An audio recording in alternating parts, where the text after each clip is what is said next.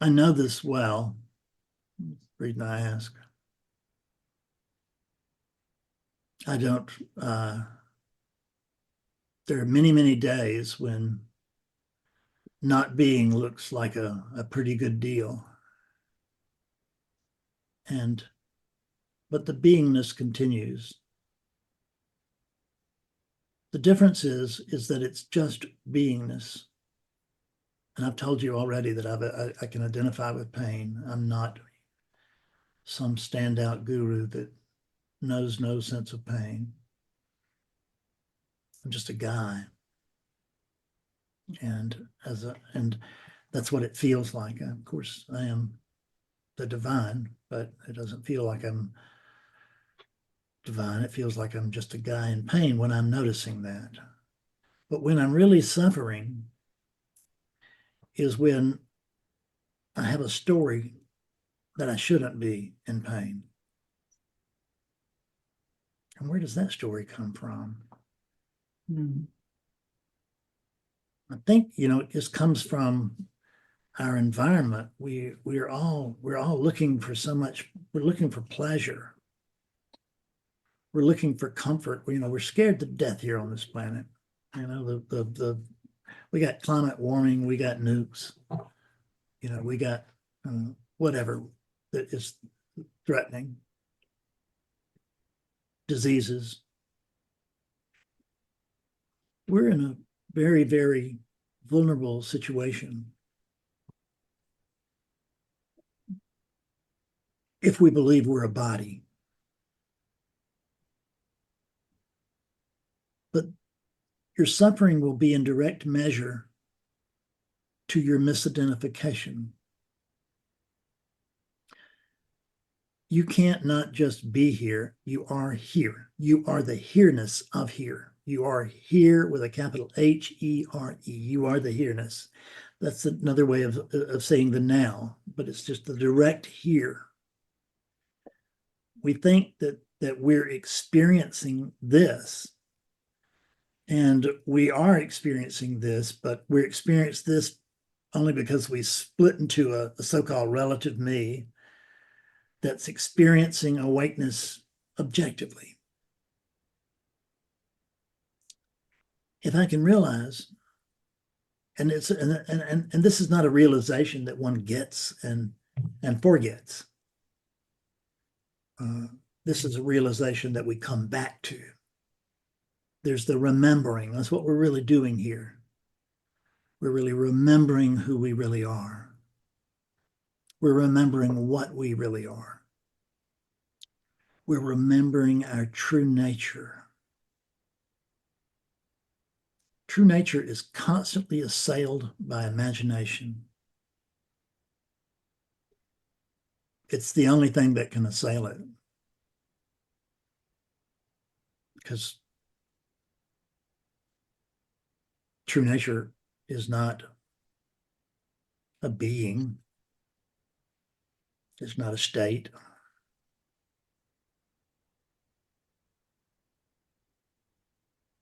We don't really know what it is, but we can sense it. It's something beyond, it's something that we can sense beyond the senses. I don't know how to say that, but you just know there's a knowing.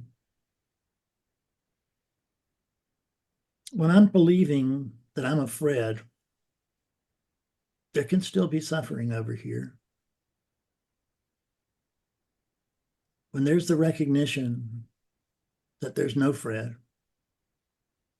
that Fred is an imaginary character that arose from the confluence of conditions and conditioning over decades, or perhaps over millennia, considering DNA. We don't really need rebirth when we've got DNA, because we're constantly in rebirth. The cells change every 7 years or whatever it is that they say, things like that. This all seems stable, but none of it's stable. There's no stability. This is not a curse. This is the greatness of things. Because when I'm not hanging on to one idea, of this is the way things are supposed to be, not like this.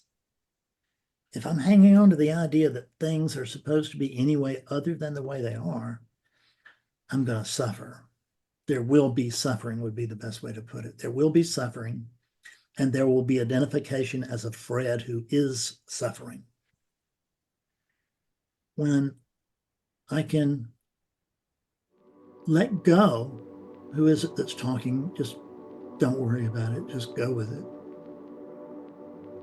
When I can let go of the damned idea that I am something, then I can notice that I am no thing, but there is consciousness, and it is good.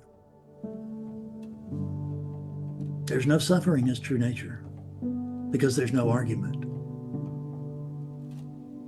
True nature is. How can I surrender to my true nature, we ask. But that's seen wrongly. I am true nature, regardless of what I feel that I am. I am true nature itself. How can I better, more fully surrender to this? How can the absolute surrender to the relative today? How far? How fast? The absolute is powerless. There's no power in the relative because there's no body in the relative. The relative is uninhabited by anything but imagination. But there is this truth.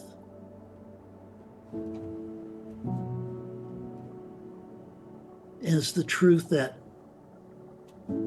by experience, I am.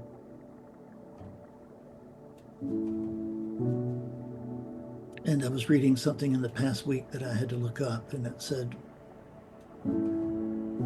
I am that, and I am that I will become. All that I will become. And that was confusing for me because I'm not aware of to come. But I looked it up, and it's really just a relinquishment. It's not a state so much, it's just relinquishing. What am I relinquishing? I'm relinquishing my links to past, present, and future. I am this space, and all those things occur within me. They occur brightly or dimly. They occur lovingly or with hatred. But even that is allowed to be. It has to be allowed because I don't know. And that doesn't matter whether I'm speaking as a unit or a spiritual follower or as divinity itself. Whatever it is that I am powerless. I'm powerless over anything but surrender, and I am powerless in the face of surrender. But I do have influence there, which is the letting go of my ideas.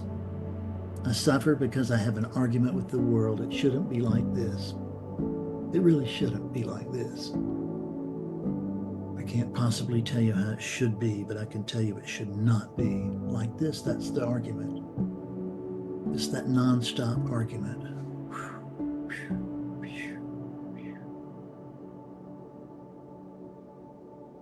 Can I let go of the argument and just be? See, that's where the desire comes in. and takes a wrecking bar to being. Because now I want to be this or that. And I want things to be this way or that way. Relativity.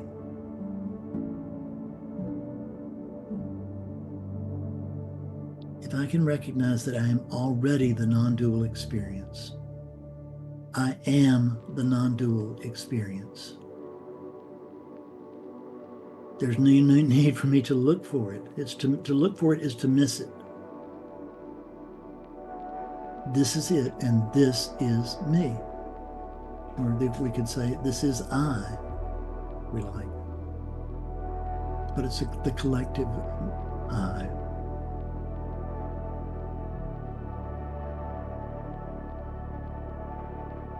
And collective is just a term.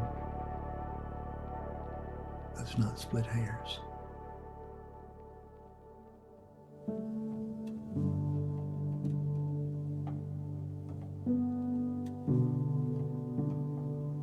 This peace that we feel here right now,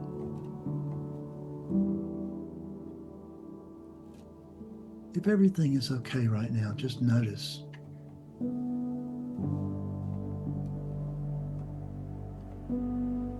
that it can be okay right now regardless of the content of this so-called moment.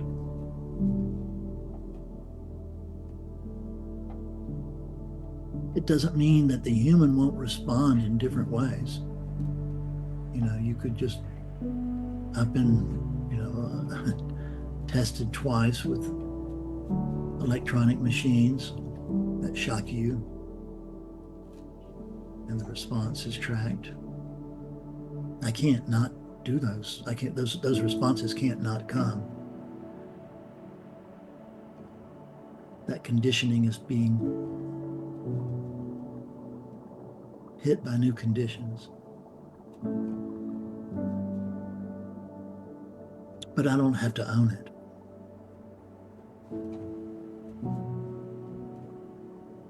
Imagine a huge bubble, the biggest bubble imaginable. Imagine that the universe itself is inside of a bubble.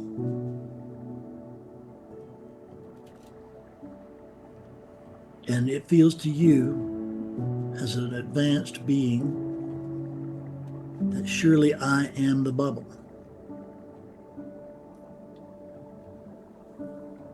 But as you see everything within that bubble, erase the edges of the bubble.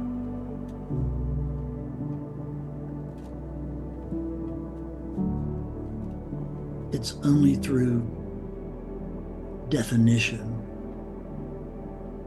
that pain rises. I am this. Identification, definition of the way things should be, the knowledge of how things should be. We don't possess that knowledge. Nothing possesses that knowledge. Awakeness doesn't possess that knowledge. There's no one steering the ship.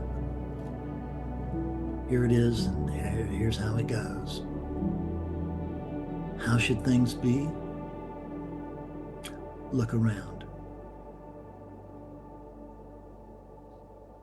How should things feel? Check. Right now. This is how things should feel, whether that's comfortable or some other way. But we're so hung up on comfort for the unit that we can't allow for comfort for the absolute, which is the absence of the war that the absolute declares upon the relative. Because it gets confused and thinks that some part of that relative is true. That there's some circumstance that is true. There's some set of conditions that are true.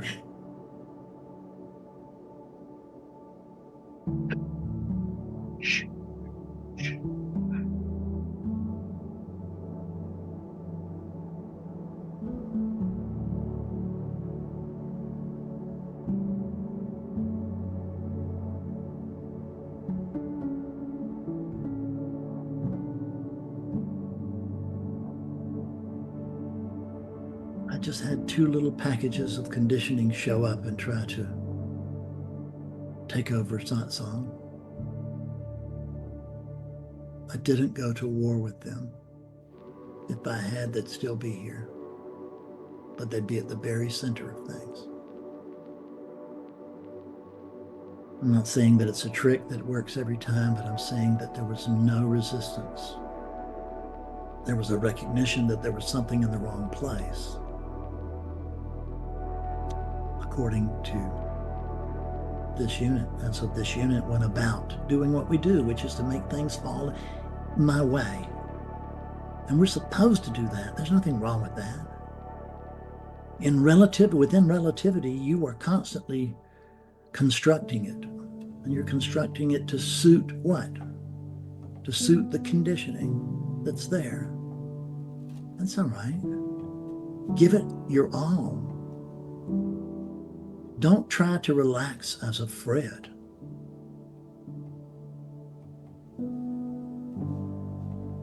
Stand as awareness. The awareness that you are. This very awareness.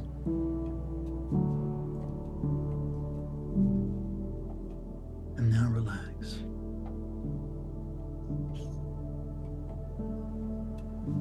What would things be like if we just let them alone?